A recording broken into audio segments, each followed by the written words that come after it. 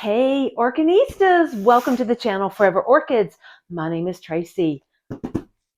Last haul of 2025. So I've got some orchids here from Orchids by Hauserman, and I also have some orchids from Carter and Holmes. Let's get into it. The box just arrived. Let me tell you, I couldn't set up the camera fast enough. Let's get into this.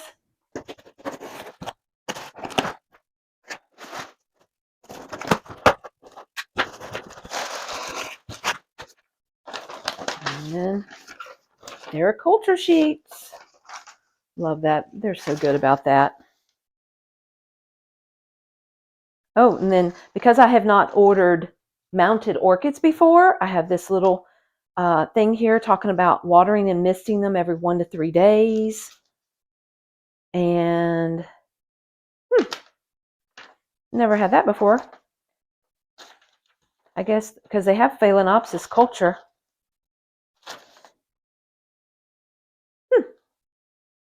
Interesting. Because the culture talks about Phalaenopsis. I did get one Phalaenopsis in here.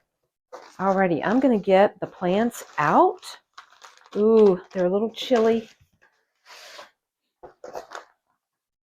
I'm going to get them out here.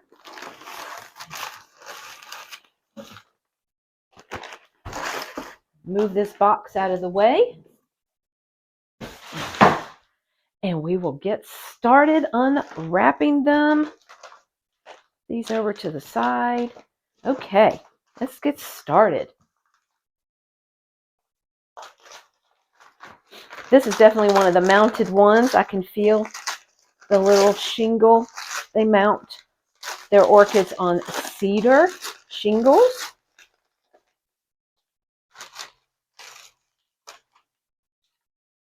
Cutie patootie. Ah, ha, ha, ha, ha. Okay, here we go. This is, well, you can see that, Orangus. Oops, can't read it upside down. Is it Rhodostickia? And sometimes this is called Orangus lutealba variety Rhodostickia. And this has a gorgeous, gorgeous, I've been in love with it for a long time, little white flower with a red center in it. Cute, cute, cute, cute. Look, look, look. And we have some new root tips coming right there and right there. So that's really, really good. And I'm not sure if I'm going to take this off this mount and mount it on cork. I'm not sure yet. And the next one here, I'm going to try to do this relatively quickly. I was out the door and I opened the door and the FedEx delivery man was standing there. And so I was like, oh, maybe I have time to go ahead and do a quick unboxing for you guys. Okay, this one here is a Laelia, and this is Laelia anceps. Look, new growth here. Lovely, lovely, lovely. But here you go. So this is Laelia anceps variety Veciana. And they use little cedar shingles to mount these on.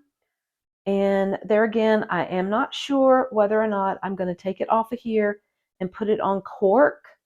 It looks like I could easily do that because it doesn't look like the roots are really firmly attached to this. So I might do that. Okay, so we've got new growth. Like I said, this is new growth here, but also this is new growth back here. And the way to tell that is the sheath that goes around the pseudobulbs has not dried. See how this one has dried and will come off? So the one back here, it's still green. So this is still a new pseudobulb. And this is one growing that hasn't even started its pseudobulb yet. So I did get some small plants. I am just getting to the point where my grow space is, I've outgrown it. So I've got to get some small things that will remain small. Now the Laelia anceps, no, that's not going to remain that small over time, but it's going to take a couple of years before that gets blooming size. So I think I'm okay. Okay, and then this will remain small. And this is an angraecum. And I currently have an angraecum ditterii in my collection. But then when I saw this species, it looks very much similar. And sometimes in the trade, it can be confused for a angraecum ditterii. But this is Angraecum elephantium. And I'd never heard of that before. I didn't know that that was a species under angraecums. Now this is Angraecum elephantiums crossed with a sib. And they have it in a little net pot with some bark in there. I don't think it's bloomed. No, it's not bloomed before. But the ditterii that I have, it does well. It has bloomed for me. I keep it in a window, and it gets late afternoon sun, and it gets direct sun in the late afternoon. And it's done great, and it's bloomed for me. So I'm really hoping that I'm going to get this one to bloom.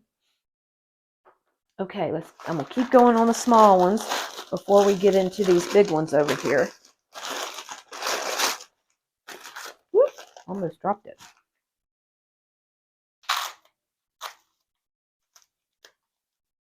I want to unpot this one.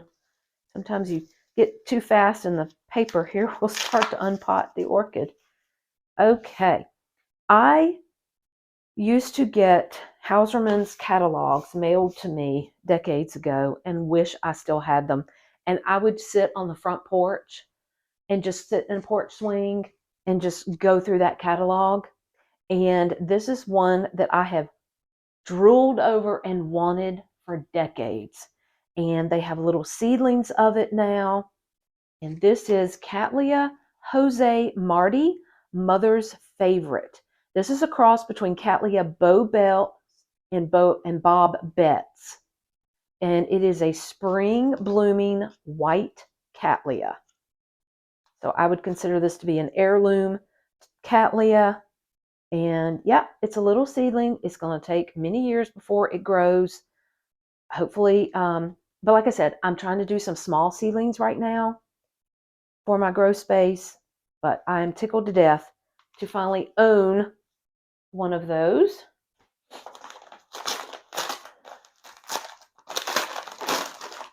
Okay, let's see here now.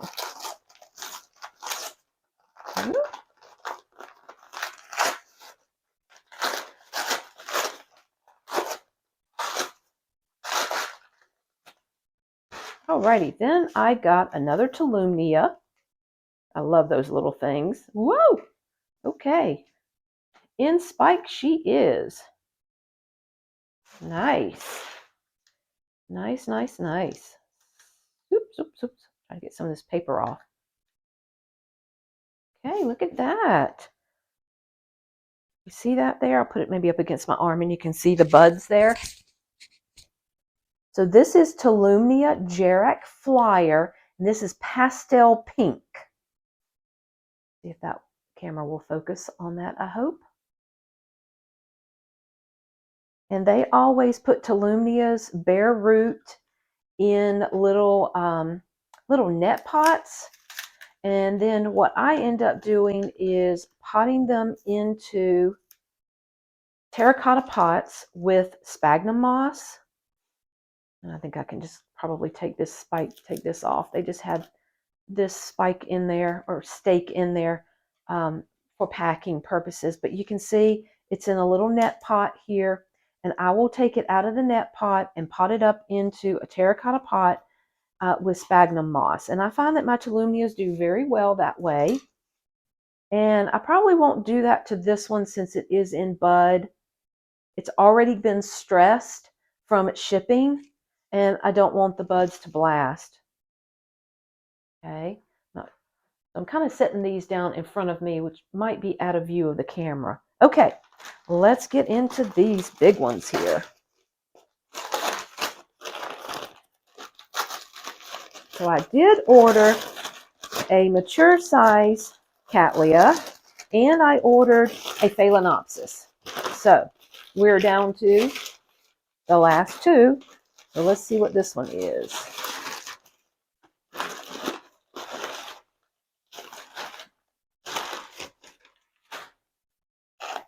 Okay, this is the Cattleya.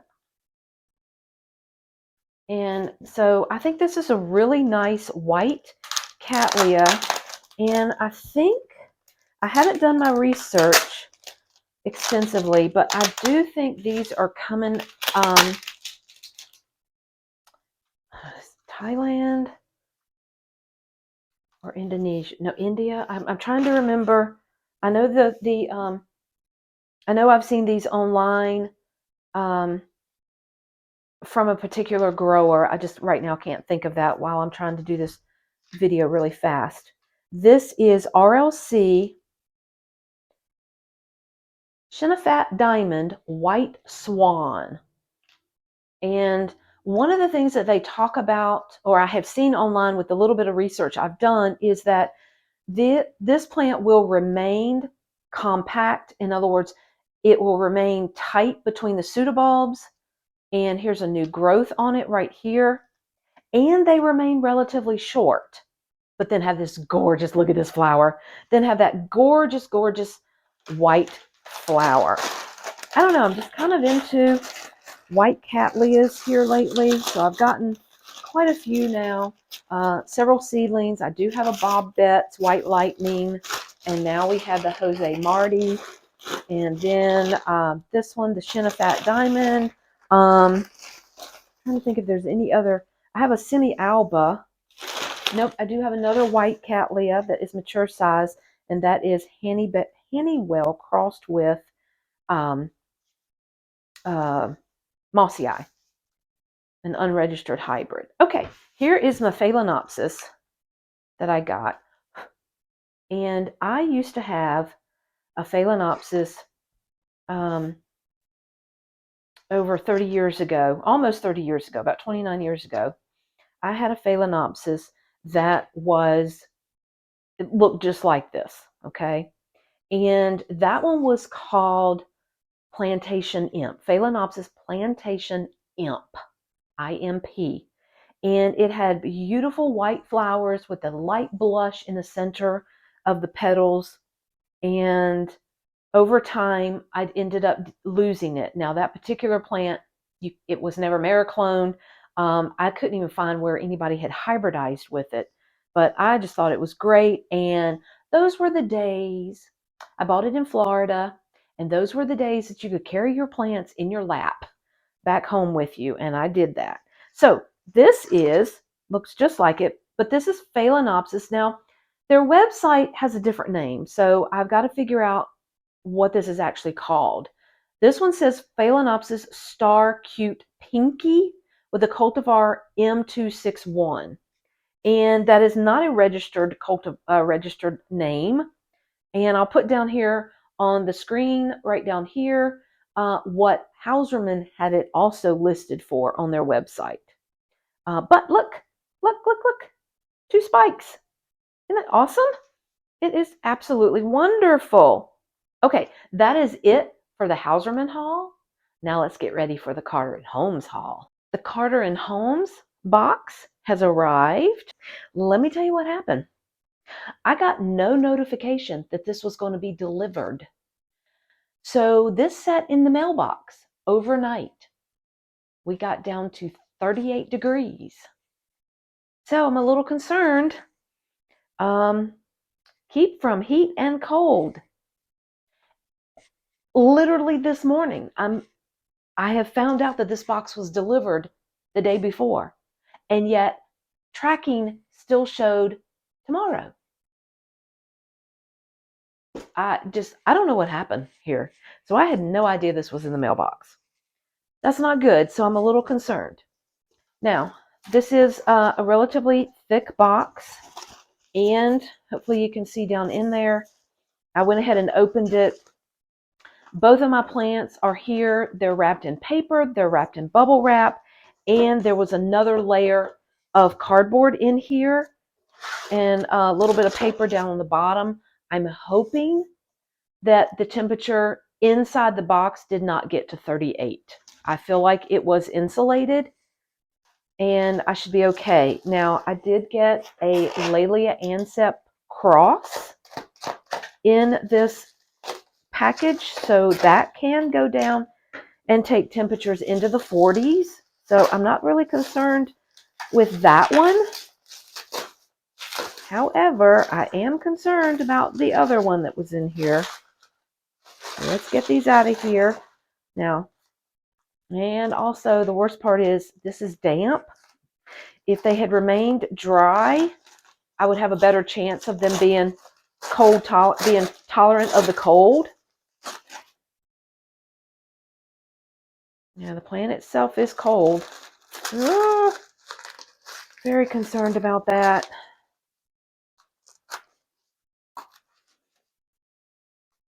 Let me just get this off here before I pull the plant out of the pot.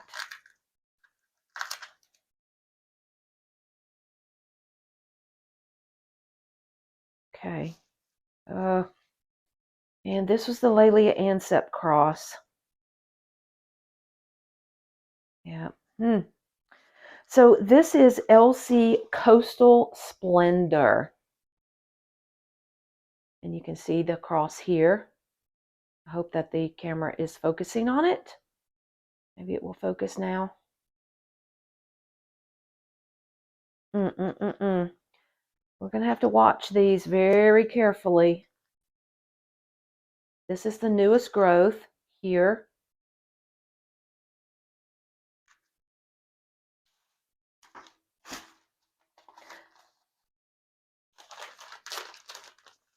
Now, Carter and Holmes, Bridget will do what she calls pop-up sales with Carter and Holmes, and she'll do it on Facebook. And so I got this plant here during one of her recent pop-up sale auction, if you want to call it an auction. It's a first come, first serve pop-up sale.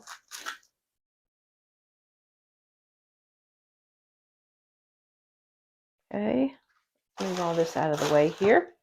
And then we'll let you look at this plant. Okay, this is a remake cross. BLC, I don't know that you can see that. Young's Island, the way I would pronounce it. LC Fairplay crossed with BLC Oconee Mendenhall, which has an AM by the American Orchid Society. Now, Oconee is a great parent. It usually will pass on the dark red tones into their progeny. It will also give them a really great shape to the flower.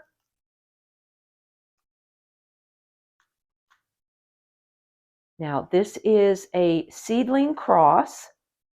In other words, what that means is this is not a Mariclone of Young's Island. This is a seedling cross, but I can put up a picture so that you can see what this would typically look like, and there will be slight variations. This is the newest growth here that is maturing. See how this is starting to turn brown here? So this newest growth here, still green on this part of the sheath. So this is maturing, and the pseudobulb is starting to form in it. So because this was a little damp and got so cold, I'm concerned. So I'm going to leave these unwrapped. I'm not going to put them under lights at the moment. We're just going to leave them here on the table, let them warm up naturally. Currently, the grow space is about 74, 73, 74, it looks like, looking at all of my hydrometers. Not hydrometers, my little thermostats. So anyway, we're going to keep an eye on these over the next couple of weeks, and hopefully they're going to be okay. Hopefully they were insulated enough. I just am devastated.